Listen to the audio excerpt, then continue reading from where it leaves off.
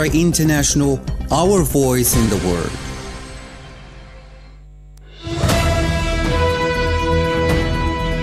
This is the English service of Radio Algeria International.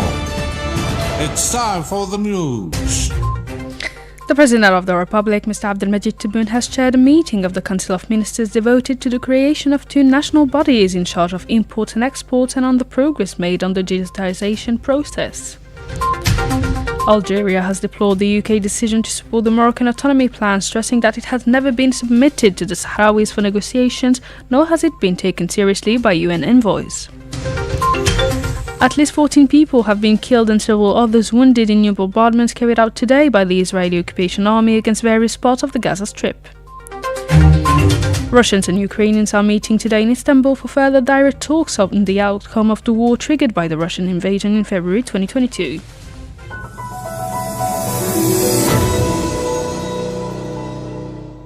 Hello and welcome on Radio Algeria International. I'm Miriam Bershi. The President of the Republic, Supreme Commander of the Armed Forces and Minister of National Defense, Mr. Abdelmajid Tebboune, has chaired a meeting of the Council of Ministers devoted to the creation of two national bodies in charge of imports and exports and on the progress made on the digitization process. Ms. Hodsharfi reports. At the end of the Council, the President of the Republic issued the following instructions, directives and guidelines. The Council of Ministers approved the revision of the special statutes and compensation schemes regarding the national education, health and higher education sectors. Regarding the two bodies for the organization and management of exports and imports, the President of the Republic has ordered the postponement of the relevant presentation in order to further enrich the legal texts and mechanisms of these two bodies, which must be examined with great precision and be efficient for decades to come and adapt to international mechanisms. The President will personally monitor and support the creation of these two bodies in the coming days. President Tebboune has instructed the Minister of Foreign Trade and Export Promotion to establish purely Algerian standards that all importing economic operators must comply with, regardless of the products to be imported. The President ordered that at least 70% of the digital tables intended for primary schools should be manufactured in Algeria, with the participation of experienced Algerian companies and startups. On the draft National Autism Plan, the President of the Republic has ordered the creation of a national center and regional annexes for the care of children suffering from autism, so they can benefit from pedagogical support and optimal care. At the end of the meeting, the Council of Ministers approved a number of decrees and decisions concerning appointments and terminations in senior government posts. Algeria has taken note of the new position adopted by the United Kingdom on the issue of Western Sahara, deploring the United Kingdom's decision to support the Moroccan autonomy plan. The details with Essia Bekkar. A communiqué of the Foreign Affairs Ministry said that in its 18 years of existence, the Moroccan autonomy plan has never been submitted to the Sahrawis for negotiation, nor has it ever been taken seriously by successive UN envoys. They all noted the hollowness of the Moroccan autonomy initiative and its inability to offer a serious and credible solution to the conflict in Western Sahara.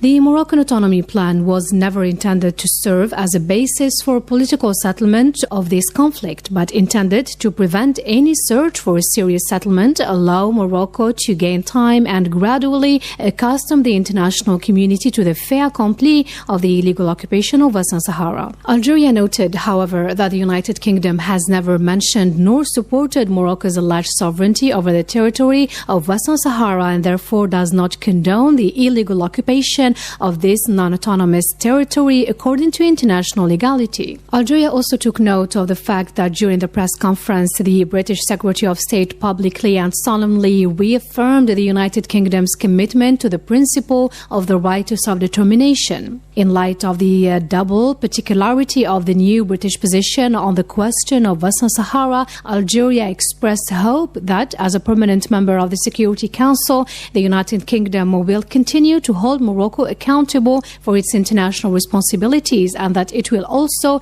continue to see to it that the international law, particularly the UN doctrine of decolonization, be respected. The Ministry of International Relations and African Affairs of Western Sahara has taken note that the UK makes it clear that it does not recognise any sovereignty for Morocco, the occupying state, over Western Sahara. Ms. Hocharfi reports. The UK further reaffirms the paramount importance of a rule-based international order and the fundamental principles of the Charter of the United Nations, as well as its support for the principle of respect for self-determination.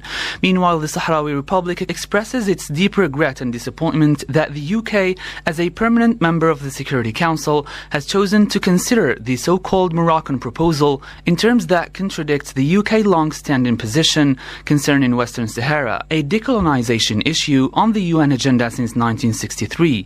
Western Sahara underlined that all international and regional organizations and courts do not recognize any sovereignty for Morocco, the occupying state, over Western Sahara. It further underscores that the only compromise-based, practical and reasonable solution is the UN-OAU settlement plan, which was mutually accepted by both parties, the Polisario Front and Morocco, in 1988 and approved unanimously by the Security Council in 1990 and 1991.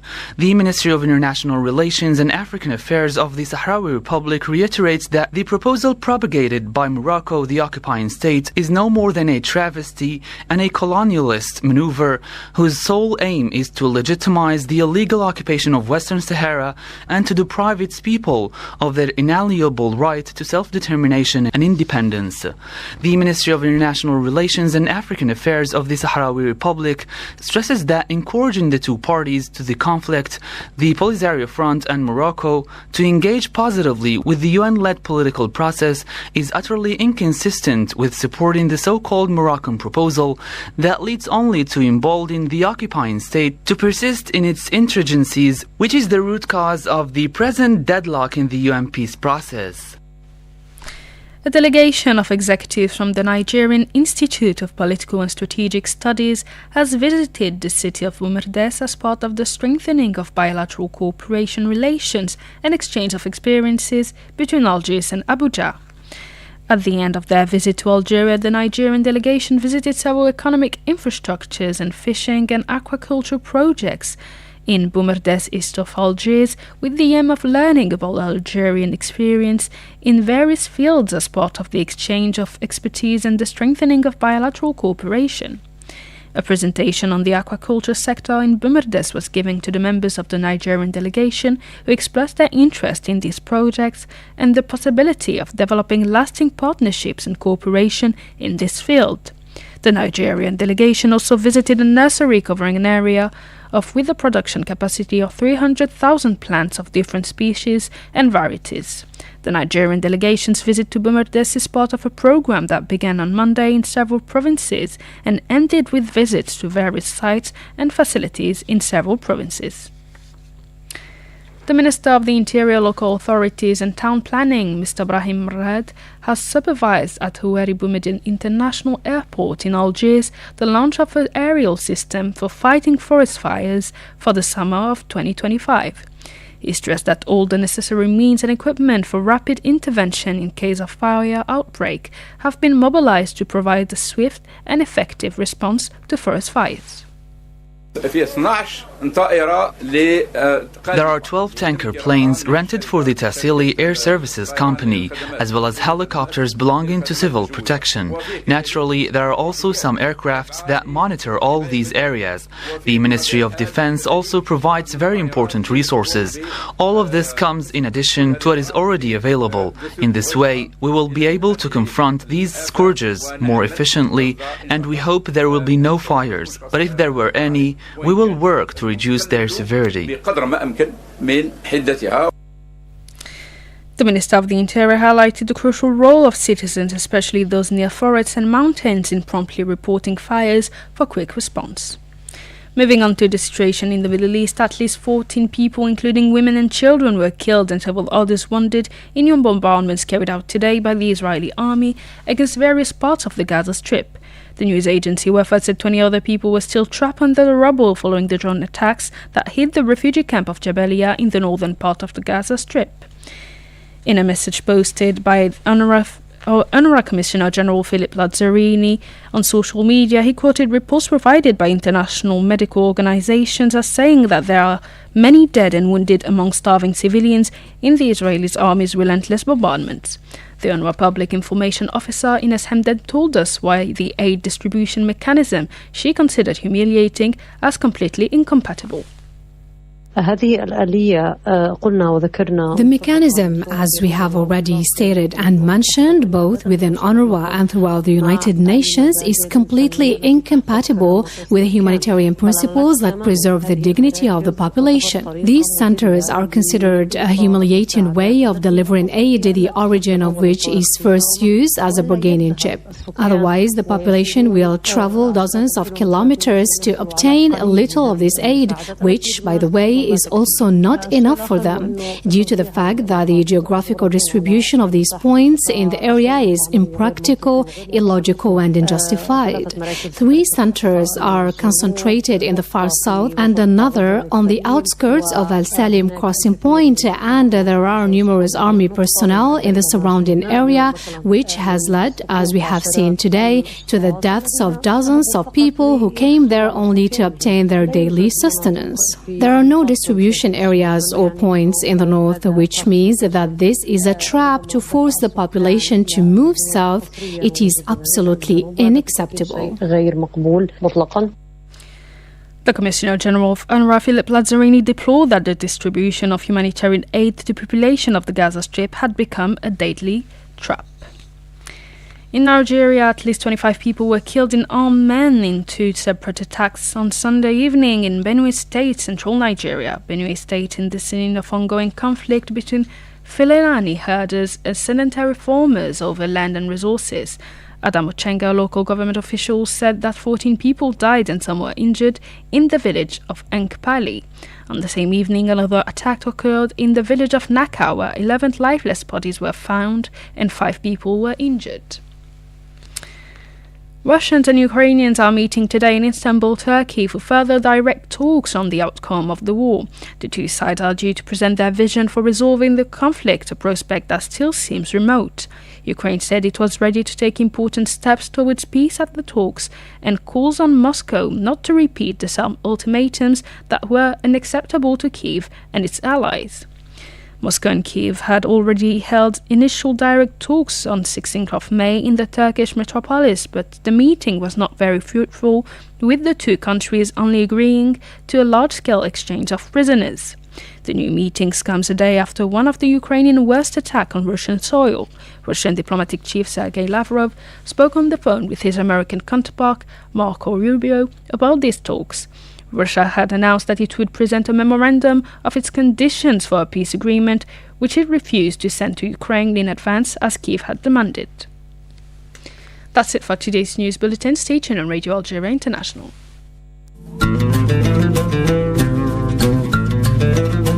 A story in an artwork. A weekly program that tells stories flavored with art. Shabi, or popular music in Algeria, can be translated as Algerian portraits. Yeah, Algerian portraits. It's about profile.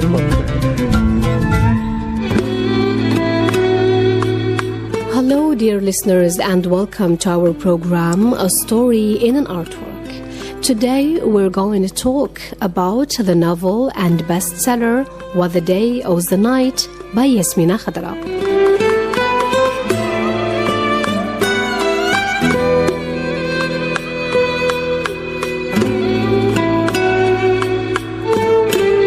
The novel What the Day Owes the Night tells the story of Yunus and his daily life as a little boy, then as a young man, and finally as a mature man in an Algeria torn by passions and war.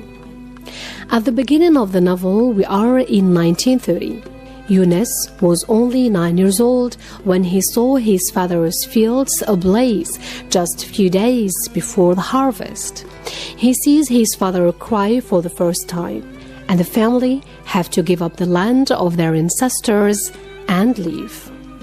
They go to settle in Oran in the miserable district back then of Jnanjatu, and the father, full of courage, is quick to find a job and sweat hardly to win his bread and feed his family. There, young Yunus discovers both the inevitable misery his family is destined to go through, but also the hope that energizes the inhabitants of the patio. But nothing goes as planned, and bad luck seems to be hitting the family, especially since the very proud father refuses any kind of financial help from others. His difficult conditions, however, make him give up his pride and trust young Yunus with his brother. The uncle of Yunus was in better financial situation as he was a pharmacist. He was even married to a French woman. Both have no children and consider Yunus as their own son and ensure his education while taking good care of him. Yunus, however, never sees his family again, as he says in this passage. I never saw my mother or my sister again. I do not know what has become of them, if they are still of this world or if they are nothing more than dust among the dust. But I saw my father several times, about every 10 years, sometimes in the middle of a souk or market, or on a building site, sometimes alone, at the corner of a street or on the steps of an abandoned shed. I never succeeded to approach him. I had come to understand that he was not flesh and blood.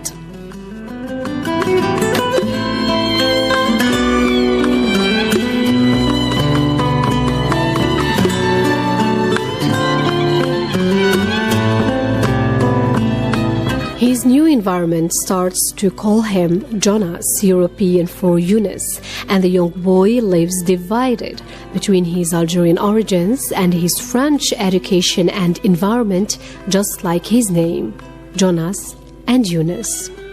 His uncle gets arrested by French colonial authorities because of his intellectual solidarity with the Algerian national cause, which was then spreading in the literate circles of the city.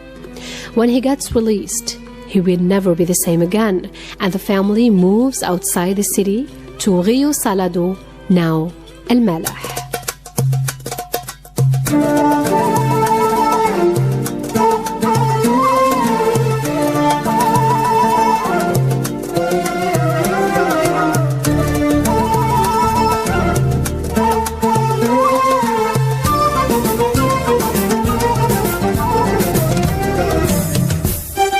Yunus, or now Jonas, gradually makes friends there and integrate himself into the city's Romis or European community. He lives happy days with his friends who became indispensable to him. They are called Simon, Jean-Christophe, and Fabrice. They share their dreams of privileged teenagers and watch from afar the arrival of World War II and the rise of Algerian nationalism. And of course, as teenagers, they are also interested in girls. It is Emily, an exceptional, pretty young woman whom Yunus knew when he was younger, who creates division among the friends who are now grown-ups. She comes back to settle in the village and gets admired by all of Yunus' friends, but it is him that she loves. He loves her back, but because of a promise he made to Emily's mother, with whom he had a very brief affair. He cannot give in to loving Emily, who eventually marries Simon, his friend. Yunus also does not want to betray his friends, which makes him suffer all his life and feel alone and misunderstood.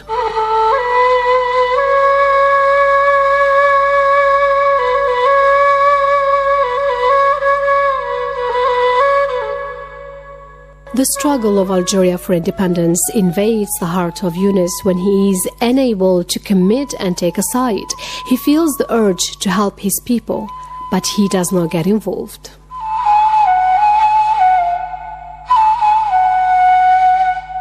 In a war for freedom, colonial Algeria lives its last moments, and while the three fronts tear each other apart for the love of a woman, Emily, the two peoples, Algerians and French, fight for a country that everyone loves madly, as the author says in this passage. It was predictable. There was a people lying on the ground on which you walked as if on grass. It was clear that one day or another they would stand again on their feet. As for Emily, her husband Simon dies during the Algerian Revolution, and she leaves to France, leaving behind her life in Algeria and her love for Yunus, who comes to a decision to be with Emily when it's too late, as we understand from this passage. Whoever misses the most beautiful story of his life will only be regretful, and all the sighs of the world cannot sway his soul.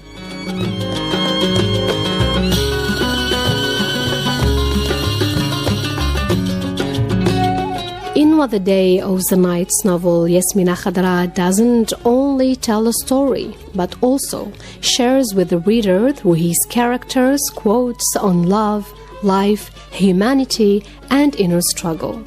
It is also a book full of wisdom, where a lot of things are said between the lines. The novel also shows life of colonial Algeria from 1930 to 1962, during which Algerians were either marginalized or submitted to the French culture, but in both cases they were subject to racism on their own soil.